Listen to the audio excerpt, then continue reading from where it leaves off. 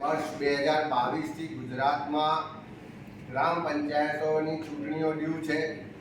સાથે સાથે નગરપાલિકા, તાલુકા પંચાયત, જિલ્લા પંચાયત આખી સંખ્યા જોઈએ તો લગભગ 5000 જેટલી ગ્રામ પંચાયતો, એટલે કે 1/3 ગ્રામ પંચાયતો આખા ગુજરાતની ચૂંટણી વગર વહીવટદારોથી ચાલે છે. 75 જેટલી નગરપાલિકા, 2 જિલ્લા પંચાયત, 17 તાલુકા પંચાયત અને અનેક બેઠકોની પેટા ચૂંટણીઓ છેલ્લા 1.5 વર્ષથી નથી થઈ. સરકારમાં પહેલા બહાનું હતું કે ઝવેરી કમિશનનો રિપોર્ટ નથી આવ્યો. રિપોર્ટ આવી ગયા પણ આજે 6 મહિના જેટલો સમય થવા આવ્યો, એમ છતાં સરકાર ચૂંટણી કરતી નથી.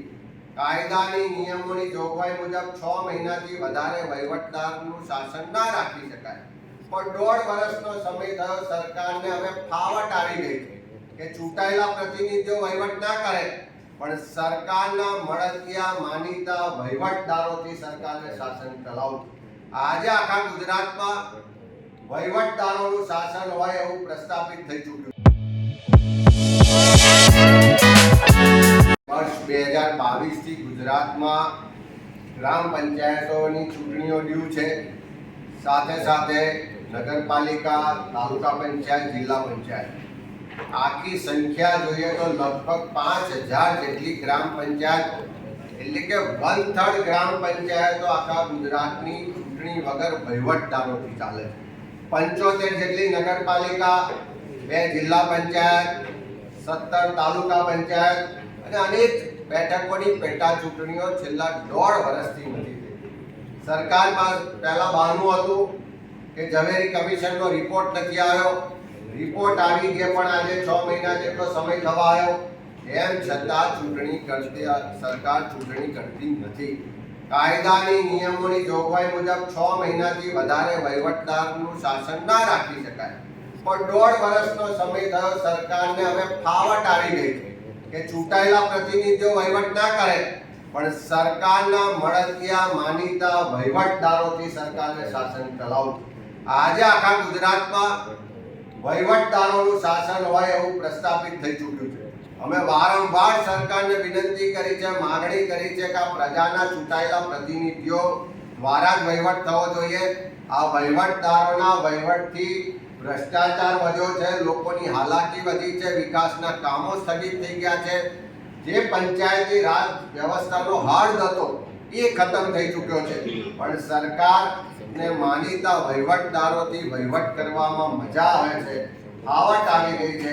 જે ભ્રષ્ટાચાર થતો હોય છે, કદાચ એમાં ક્યાંક ભાગ બટાઈ થતી છે, એના કારણે સરકાર ચૂંટણી કરતી નથી. અને સરકારને ડર પણ છે કે લોકસભાની ચૂંટણી પહેલા જો પંચાયતોની સ્થાનિક સ્વરાજની ચૂંટણીઓ કરાવીશું તો ગુજરાતની જનતા એમને જાકારો આપશે, તો લોકસભામાં આખા દેશમાં એમનું ખરાબ દેખાશે. એટલા માટે આ ડરથી પણ સરકાર ચૂંટણી ન કરાવતી હોય એવું લાગી રહ્યું છે. ગુજરાતમાં રોજગારની સમસ્યા છે. લાખોની સંખ્યામાં યુવાનો બેરોજગાર છે. આજે આ સવારે જ આપણે જોયું પ્રશ્નોત્તરીમાં કે શિક્ષણ વિભાગમાં હજારોની સંખ્યામાં પદો ખાલી છે. 1600 જેટલી શાળાઓમાં એક જ શિક્ષક કે આખી સ્કૂલ ચાલે છે. તો જે ભરતી માટેનું કેલેન્ડર છે એનો પણ અમલ યોગ્ય રીતે થતો નથી.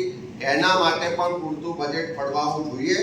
સાથે સાથે તમને એક દાખલો એટલા માટે આપવો છે કે સરકાર બજેટ બનાવે, બજેટ રજૂ કરે ને એની જાહેરાત થાય કે 3,32,400 કરોડ રૂપિયાનું અમે બજેટ ફાળવ્યું.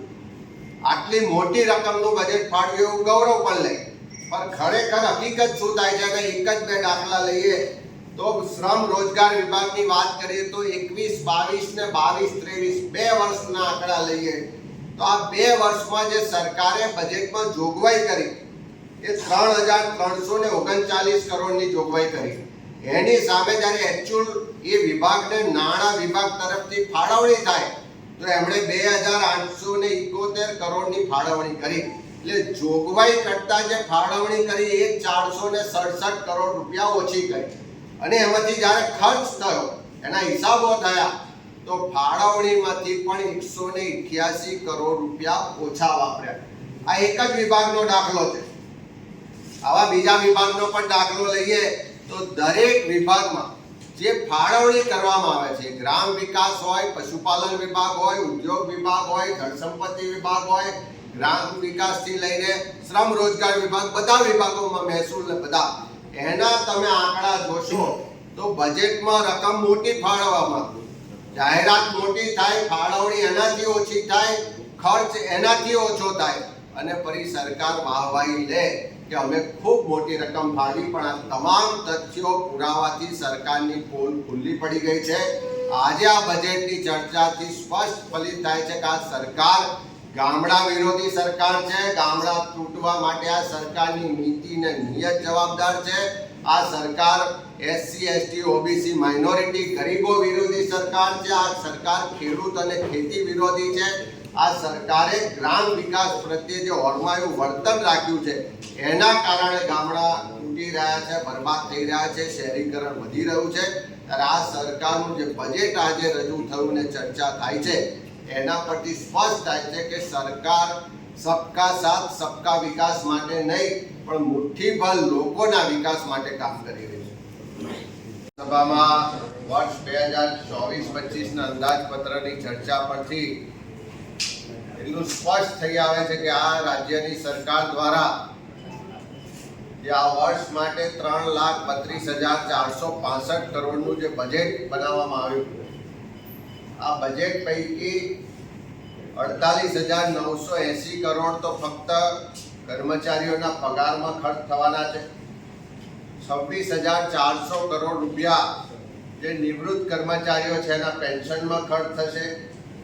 29,954 કરોડ જેટલી માતબાર રકમ એ રાજ્યમાં જે દેવું છે એના વ્યાજની ચૂકવણીમાં ખર્ચ થવાની છે.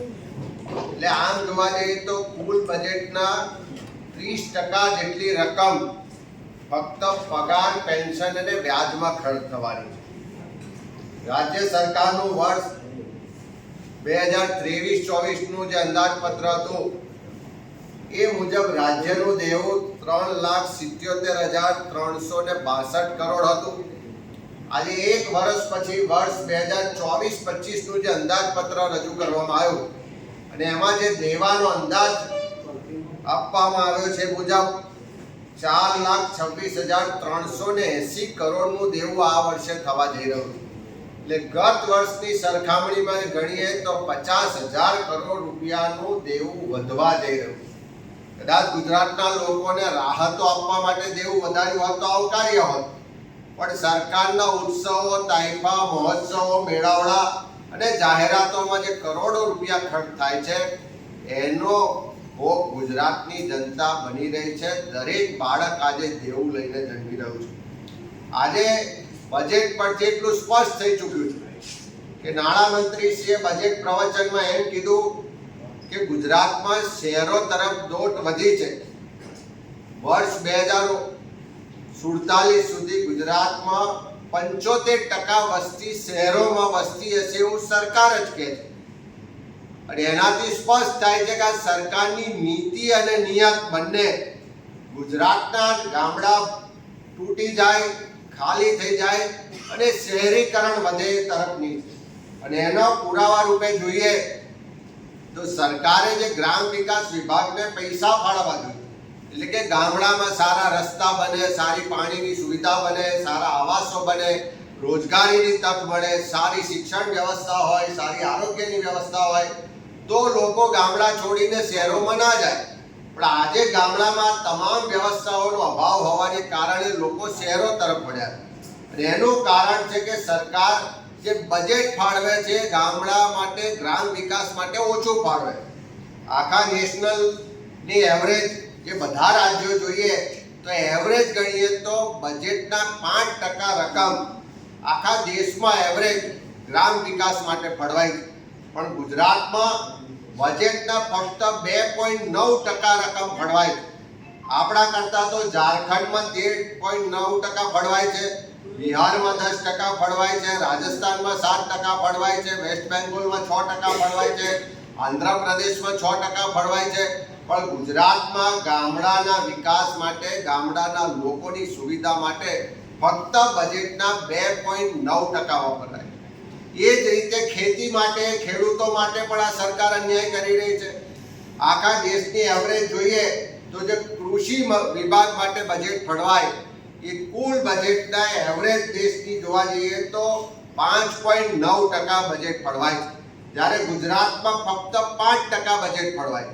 આપણા કરતા તો કૃષિ માટે, ખેડૂતો માટે છત્તીસગઢમાં 16% ફળવાય છે, પંજાબમાં 10%, તેલંગાણામાં 11.7%, આંધ્રપ્રદેશમાં 7.6%, વેસ્ટ બંગાળમાં 6.4%, કર્ણાટકમાં 7%. એટલે આપણા કરતા અનેક રાજ્યોમાં વધારે ખેડૂતો માટે